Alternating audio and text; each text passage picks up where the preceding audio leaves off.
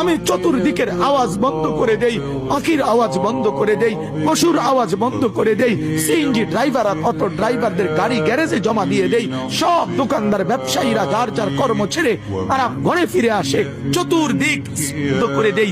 আল্লাহ বলেন তুমি ঘুমাবা বলে, তুমি ঘুমাবা বলে, তুমি ঘুমাবা বলে তোমার জন্য আমি দু চোখে ঘুম পাড়িয়ে দেই। তোমারে আমি মাথা ব্যথা দেই নাই, তোমারে আমি জ্বর দেই নাই, সর্দি দেই নাই। আজকের রাত এই জ্বর সর্দি থেকে মুক্ত রাখছি, তো আমি আল্লাহ তোমাকে ঘুম পাড়াবো বলে তোমার মা অসুস্থ, বাবা অসুস্থ, ছেলে অসুস্থ, স্ত্রী অসুস্থ, যদি এমন বিপদের খবর হইতো তাহলে তুমি ঘুমাইতে পারতা না।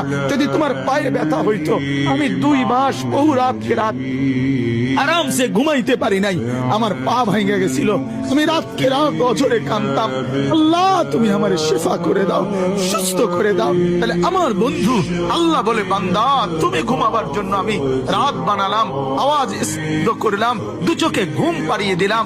তুমি দেখো না বান্দা, চতুর্দিকে খাট পাওয়া যায় বাজারে, আলম পাওয়া যায়, লেফ পাওয়া যায়, তোষক পাওয়া যায়, সব তো বাজারে পাওয়া যায়, কিন্তু 2 চোখের ঘুম তো বাজারে পাওয়া যায় না।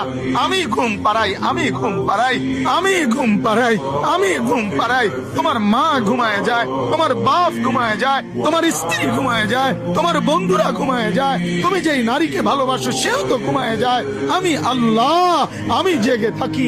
রাত 2টায় যদি তোমার পেশাব করতে উঠতে হয়, বাথরুমের জরুরত হয়, আমি ঘুমাই না, আমি 2 চোখ খুলে দেই, আবার তোমাকে ঘুম থেকে জাগিয়ে দেই। তো আল্লাহ বলেন এত কিছু করি আমি, আমি আমি বিনিময়ে আমি কি একটা সেজদা পাই না? এই নাফরমান সন্তান, এই মুসলমানের ছেলেরা যারা ঢুকছো এখন, বলো তুমি মুসলমানের বাচ্চা কিনা? মুসলমানের বাচ্চা যদি হয়ে থাকো, কেন সেজদা করলে না? কেন 1 প্যাকেট বিরিয়ানি খাইতে আসলা? কেন আসলা বেটা? লজ্জা লাগলো না বেটা? এই বেটারা কেন ঢুকলি বেটা? নির্লজ্জরা ঢুকলি কেন?